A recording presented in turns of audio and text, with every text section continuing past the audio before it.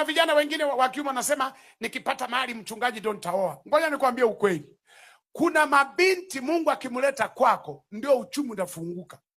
Mimi nimeoa mwanamke na suruali kama 2. Kiatu kimoja. Chenyewe mvua ikinyesha navua nashika mkononi. Maisha magumu. Nilipooa kale kamama kalikuja na baraka zake. Tukaendelea. Leo tunatembelea magari, lakini tulioana tukiwa kijijini fukara, hatuna hata baisikeli. Kwa hiyo wakati mwingine unachelewesha maendeleo kwa sababu huna mke. Ukioa kichwa kinatulia, kinayaona majukumu, pesa zako unatunza. Ndio maana matumizi ya vijana ni makubwa kuliko walio kwenye ndoa. Kwa nini? Kwa sababu wale walio kwenye ndoa wamejirimiti tayari, lakini kijana hai.